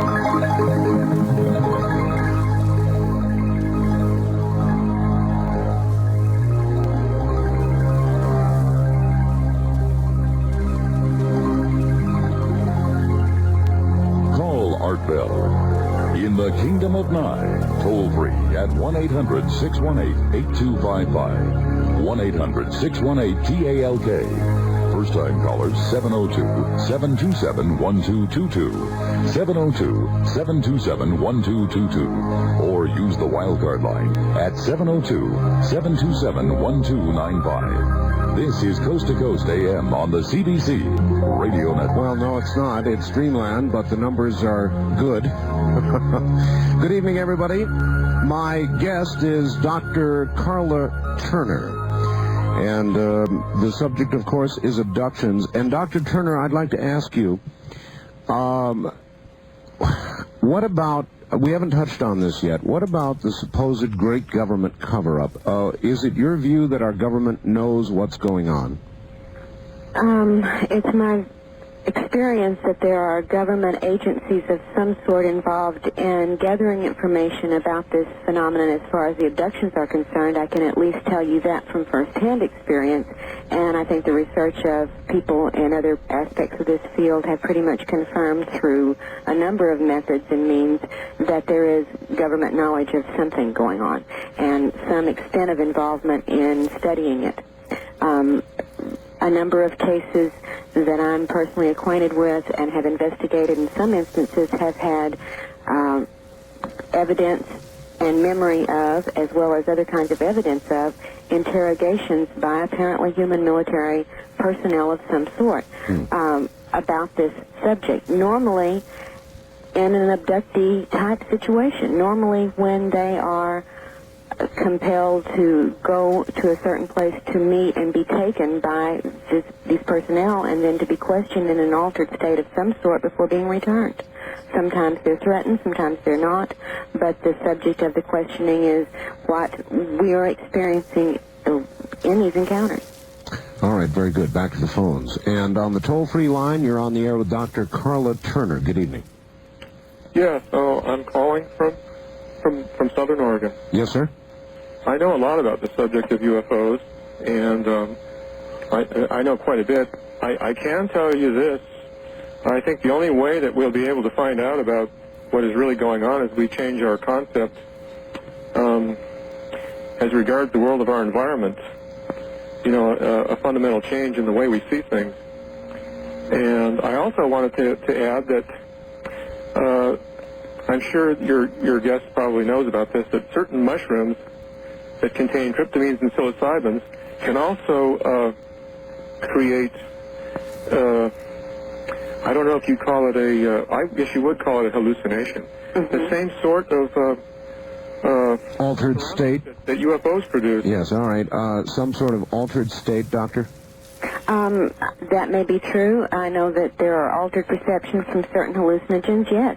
However, in abduction phenomena, we have evidence that is more than simply what a person thinks they saw or maybe hallucinated. We have external types of evidence, after effects from these events that are very physical and external to the person. So we have evidence that at least in some cases, these are physical phenomena. All right. On the wild card line, you're on the air with Dr. Karla Turner. Good evening. Hi, Art. Matt in Portland. Yes, Matt. Dr. Turner, you talked about it just briefly. I wanted to know what you found out in your research about underground bases, what takes place in these, places if they do exist, If they do exist, if the reports are of a reality rather than of a staged or illusory scenario of some sort, and that's always a possibility without further external confirmation, either way. All right, I take that as a given. But the reports themselves, whatever their nature, talk about various kinds of activities in apparently underground facilities. Often they have both human personnel, either scientific or military or both, and then non-human creatures of various kinds in conjunction there with them. Sometimes these seem to be more or less military-type stations or bases. Some are reported to be research-type facilities, and others are reported to be what the people sort of refer to as processing plants, in which very horrific scenarios are reported involving mutilations of humans, and this is something that goes into the more lurid side of the material. But nonetheless, it comes from a number of different cases and reports, not just the few that people may know about, and it often has come from people who are what I call UFO virgins, who really have had little or no exposure to this material and certainly wouldn't know who John Lear was. All right. Dr. John Mack last week and others who've been on this program have said that there's a strong message that comes from the aliens, or whoever they are, about ecology, about our ecosystem. What do you know about that? That's accurate. Many people are given messages or information about upcoming destruction or crisis situations on the planet. Some are shown scenarios as holographic future events of great physical destruction or other kinds of chaotic situations. Yes, that is reinforced with these scenarios, these visions and scenarios very often. All right. What about sending a message to the aliens? Does that sound crazy to you? In other words, if you've got somebody who's repeatedly being abducted, what about the possibility of sending a message with them? To the aliens? Uh-huh. Well, if we assume that the interaction is designed on the aliens' part for them to try to elicit certain information from us, they're totally in control of the situation, first off. They're after certain things, certain procedures or certain exchanges of information, if you will. You're not there as a voluntary cooperating party who has any input into what's going to go on. They control what happens. So you can't go in with a message from someone and expect them to pay any attention to it. It just doesn't seem to have happened. One researcher down in Houston, Daryl Sims, has been working with a rather intriguing idea, though, of implanting post-hypnotic suggestions in people whose cases are currently intense, so that are set to go off at a subconscious level the next time the person is abducted, so that they will do something extraordinary to try to break the scenario up. I'm glad somebody's working on that. Good. All right. Yeah. All right. On the first-time caller line, you're on the air with Dr. Karla Turner. Hi. Hello. I'm calling from Eastern Oregon. Yes, ma'am. And my question is, these people, these abductees, do they ever report being able to feel these beings? Do they have a physical body that you can touch and feel? Oh, absolutely. In many cases. Now, that varies. There are some reports and some scenarios, and I myself have had one like this, where the beings have been with me and we've had telepathic communication, but they appeared physically almost translucent. I could almost see through them, and this has been reported a number of other times. At other times, they physically are quite there, and they touch you physically, and they can do things to you physically that leave physical marks. Yes, they have felt texture. My husband, for instance, described in his initial encounter at 11 months, when the smaller creature that had come to fetch him from the car, held him to carry him. He was only 11 months old, carried him to the craft to transport him to the larger one. He could feel the texture and the solidity of the being that was holding him. When he was aboard the larger craft and a different type of creature was with him, examining him closely, he even reached up and recalled touching inside the creature's mouth. This was not one of the little grays with the non-functional mouth. It had a mouth of a certain sort that has also been reported before, and had an interior material that he said felt almost spongy. Oh, how odd. All right, on the toll-free line, you're on the air with Dr. Turner. Good evening. Good evening. I had a comment based on an earlier caller's question, and all right, sir, where are you? I'm in Seattle. All right. and that was in regards to the angels part. I'd done a little bit of research myself, and the references I've gotten biblically has been like, they've been referred to as stars, lightning flashes, storm systems, beings and whatnot. So it's kind of like anything, well, and by the literal definition of the term, it's messenger. So an angel or a demon is if someone perceives that they're getting some message from something or somebody, based on their own perspective, if they have a positive or a negative reaction to it, that will become an angel or a demon. If you remember, I can remember a couple instances, but nothing specific, but it was like they telepathically communicated to whoever they were speaking to, and one of the first comments that was communicated was fear not type of a thing, like don't stress out over the situation and just kind of go with whatever's happening, you know. And that's one of the very most common initial communications during an abduction, especially the bedroom encounters, is the creature communicates, do not be afraid. And another thing you were saying about how people, you could be in an area and some people will see something and other people won't. Right. There was a phenomenon I heard of and related to, what was it called? Called geophysics, or geophysical warfare. Was actually a whole scenario that was researched by the government, but they had found out there was a natural phenomenon in the south of Germany. In the late summertime, there was a type of field that kind of inhabited an entire valley, and the whole valley kind of became lethargic and lazy. And it wasn't exactly, they would try to do things or something, but they just kind of became listless and kind of relaxed and couldn't really motivate themselves. So, like, there's natural phenomena seeming to go on without any particular cause, but if someone has kind of researched this type of thing, they might be able to manipulate it down to a level where, you know, they can just kind of tune into a certain frequency. Well, it also may be one of the functions of the implant. Some people, we don't know what they are, so people hypothesize, and some think they're monitoring and tracking devices. Others think that they are devices to monitor some bodily system or function. We have some evidence also that they are used to control in a number of ways the person in whom they're implanted. All right, Doctor, we have one last break. Hold on just a moment. We'll be right back to you. My guest is Dr. Karla Turner. This is Dreamland. Do you remember the time when you... Hi there, Dr. Turner. Hello. It's been quite a program. You pull no punches, and if information about this subject is negative, I've noticed you're not hesitant to present it.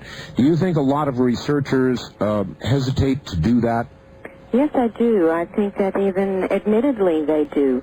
For one thing, there are some people whose concerns also include getting as much general acceptance by the mainstream scientific, medical, educational communities as they can, and you cannot hit them with this full force with all of the raw data they feel. They try to make it more palatable so that they can bring the person or the group or the into this more gently, more slowly, where it becomes more acceptable, and they can learn to at least open up and think about these subjects. I can understand that. Also, it is a frightening situation sometimes if what we see is taken at face value. The trouble is right now we just don't know if it should be taken at face value. With virtual reality capabilities, any number of things can be presented for our pseudo-experience that are not actually there. So we're dealing still on a very primitive level with what in this is real. I ask this of a number of researchers, and I will ask you. Given a choice, if you were about to be abducted, Doctor, and you had the opportunity to do it, would you run like hell, or would you sort of lay back and just experience what was about to happen to you? If I had a choice to experience it or not, that's right. Certainly I will say no until I have more understanding of what this is involving, of what the purpose is, what my part in it is, and what it's going to be ultimately used for. All right. On the wild card line, you're on the air with Dr. Turner. Good evening. Hi, Art. This is Jim and Chico, Olsen Cape. Hi there. I had an off-the-wall question. Has the guest ever looked into whether the abductions are with people that have, healthy genetically, have no health problems in their family and so forth, or does it matter? It is a good question. What about that, Doctor? it doesn't seem to really matter. Seems to be pretty much a cross-section the way most of the general population runs. People with health problems, people who are inordinately healthy, people who develop health problems afterwards, people who are cured of health problems afterwards, people with handicaps, people with mental disabilities. It doesn't seem to matter. Have there been records of cures after abductions? Oh, certainly. Yes, of different kinds of either illnesses or chronic conditions or diseases, but as often as there have been cures, there have been reports of physical harm or after effects on the person after the abduction. Sometimes very serious, sometimes not so serious. See, the problem for any scientist is this whole damn thing is so random. Exactly. It's so random. You keep trying to put your finger on something. Well, they're more from here, or more of this type, or they're looking for this, or they're looking for that. But it seems to be utterly random. How frustrating. And even more frustrating when we count on certain things that we take for granted and everything else we deal with is when you realize that also none of us have ever actually seen. I mean, this is possible. We have never actually seen what these beings really look like, given their capabilities. Right. Right. On the toll-free line, you're on the air with Dr. Turner. Good evening. Hi. Hello. Craig up in Anchorage. Anchorage, Alaska, yes. Yeah, I'm pretty sure that what they're actually doing is taking samples and maybe growing their own species cloning. What do you think about that? It's within the realm of possibilities, but it wouldn't explain all of the things that they do. I would have to see how all of the data would fit into that scenario. I'd have, it'd have to be more specifically explained to me before I could comment really intelligently. All right. Wildcard line, you're on the air with Dr. Turner. Hello, where are you? Yeah, this is Mark calling from Kogo in San Diego. Yes, Mark. Hi, Dr. Turner. Hello. I wanted to talk about an off-the-wall possibility, and that's the possibility that perhaps I don't want to say spiritual, but perhaps the mental powers of the collective intelligence of all the people are perhaps creating this, that they're bringing it into being? Well, that's a theory that I've heard expressed before. I mean, maybe it is off the wall. I think that we would have to then redefine what we call bringing into being, because these things are photographed, videotaped, leave landing traces, permanent ones, are on radar. They have a real physicality. If we're creating that, then we might as well call ourselves gods, huh? I wanted to ask you a question about what you said. You said that you thought the beings were more concerned with the physical rather than the spiritual or mental. Could you explain that in more detail? Right. I think their agenda, unfortunately, is not a primarily spiritual program as they would have us think sometimes, and as we would ourselves like to believe sometimes. That they are here simply for, say, assisting us through an inevitable transition phase of some catastrophe, or assisting us to make the transition psychically and spiritually to the next dimension or level.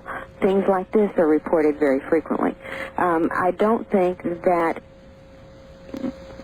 explanation is covered by, or covers the data in the very physical procedures that are as much a part of this as anything else that these beings do.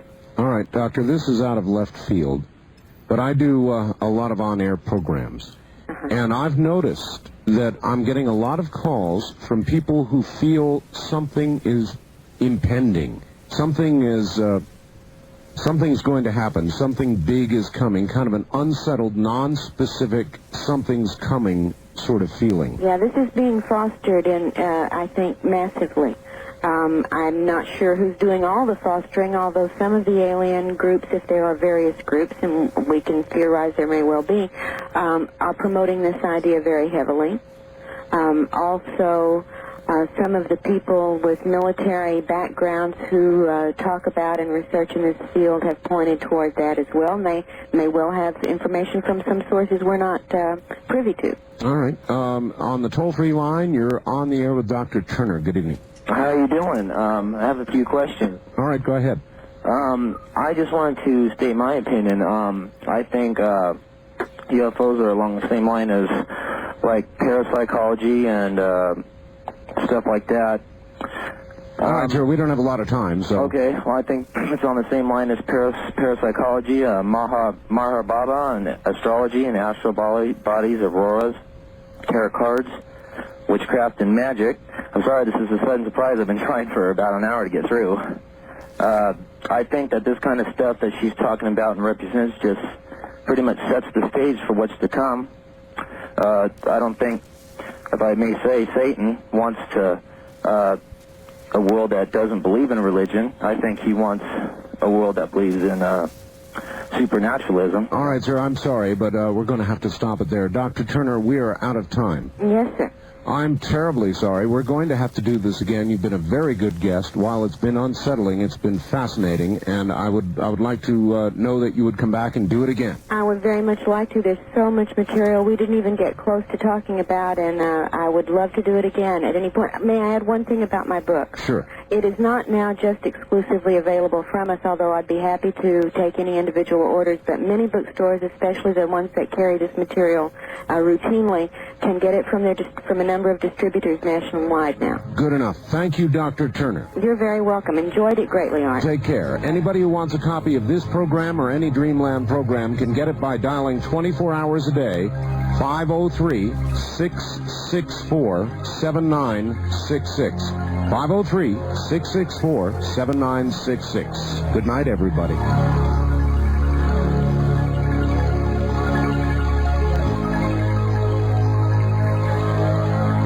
This has been Dreamland, a program dedicated to an examination of areas in the human experience not easily nor neatly put in a box. Things seen at the edge of vision, awakening a part of the mind as yet not mapped. Yet things every bit as real as the air we breathe but don't see. Please join us again next week at this time for Dreamland.